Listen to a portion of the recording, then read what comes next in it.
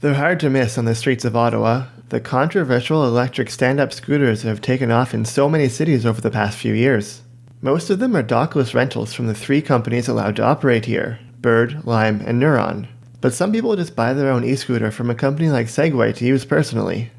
We didn't encounter these very often in Montreal and Toronto, because both cities cancelled their modest pilot projects for rentals, and on top of that, they even go as far as to ban privately owned e-scooters from operating in public, although occasionally we saw people defy that and ride in the city anyway.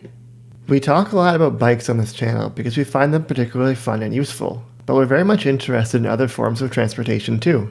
We walk as much as we bike, if not more. We consider quality public transit to be essential to a serious city, and it's also hard not to be intrigued by other new ways to get around like these e-scooters, both as a way to give people more transportation options, but more specifically as a way to reduce the effects of cars in our cities, from noise to pollution to injuries and sedentary lifestyles. As we're going to see from some studies on how e-scooters are used, the results are mixed, but in our view more positive than negative. First though, we wanted to get some experience using these ourselves. Neuron, the company with the orange scooters, is more safety-oriented with a bigger deck to stand on and an attached helmet. It's a good idea, but we already have our own trusty purple bike helmets, so we ended up trying the other 2 brands, Bird and Lime. Access happens through an app that lets you see the location of each available scooter in the city. The scooters are dockless, meaning there aren't fixed stations like on a Bixie bike, so you can find them and leave them almost wherever you want, subject to important rules like not blocking sidewalks. There are a total of 1,200 rental scooters around central Ottawa this year, and they're pretty easy to find if you want one, although technically for access to every one you need all 3 apps installed. We thought the perfect place to try these out would be the active mobility parkways that we talked about in another video, although they ended up being geofenced as no ride zones. There are a lot of these around, including the whole of Carleton University, which seems inconvenient to students who might want to use these in their commute.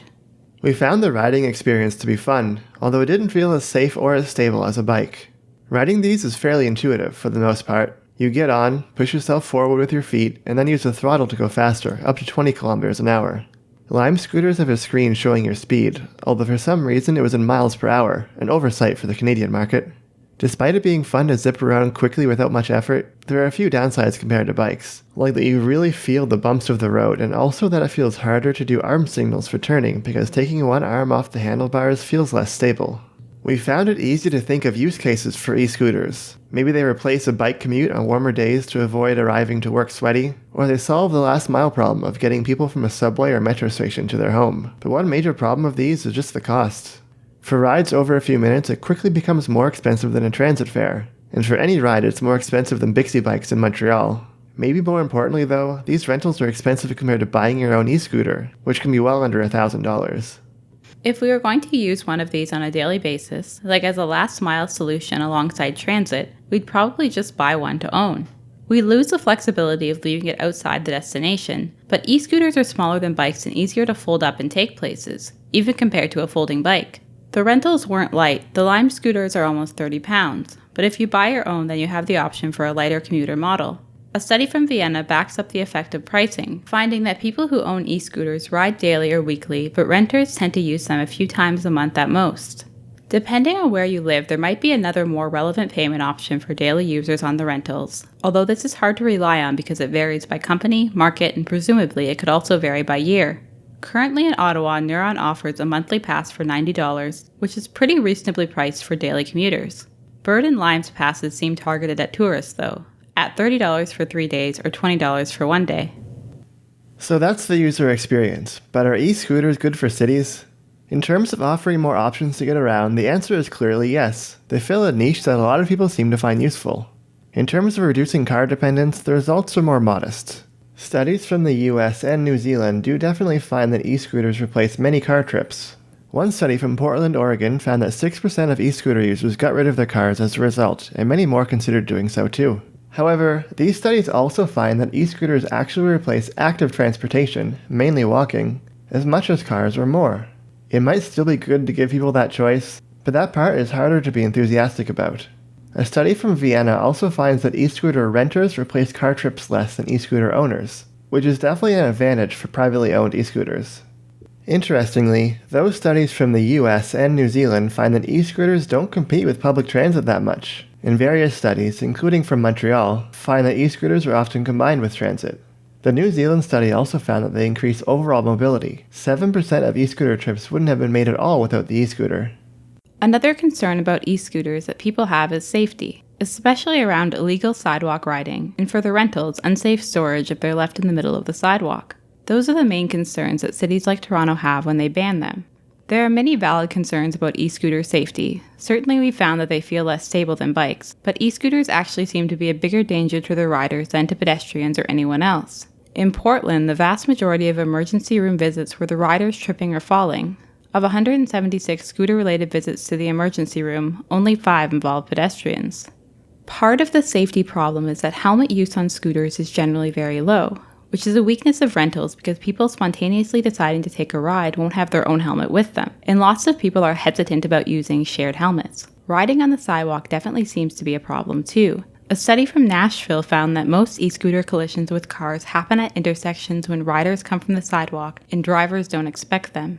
A study from Washington, D.C. found that e-scooter riders were more likely to be injured than cyclists per mile traveled, and they were especially likely to be hurt by potholes, cracks, signposts, and curbs, some of which are related to riding on the sidewalk. Fortunately, e-scooter riders do seem to change their behavior based on the infrastructure available. The study from Portland found that sidewalk riding depended massively on the road's speed limit and whether it had bike infrastructure to use. This makes sense. Like cyclists, most e-scooter riders don't want to ride on the sidewalk. It's not fun sharing this space with pedestrians, and often sidewalks are bumpy because they're made to be walked on, not rolled on. As for the parking problem, keep in mind that it doesn't really affect privately owned e-scooters at all. Parking is a concern for rentals, with studies finding that about 5% of them are parked in the middle of the sidewalk and more are parked other places where they shouldn't be, like on private property. One of the studies also reports better compliance as their pilot project went on. From our experience in Ottawa, it seems pretty rare for them to block a route in a way that might stop someone in a walker or wheelchair from getting by, although someone who's visually impaired might pretty understandably find them threatening. So after all of this, how should we approach e-scooters in cities? For privately owned e-scooters, the answer to us seems really clear. They should be allowed. E-scooter owners don't have the problem of blocking sidewalks with parking. They're more likely to replace car trips than renters. It's probably easier to get them to wear helmets. And really, if people can drive 5,000-pound pickup trucks through town as a personal vehicle, but 30-pound e-scooters are illegal, something is deeply, deeply wrong with transportation policy in our cities.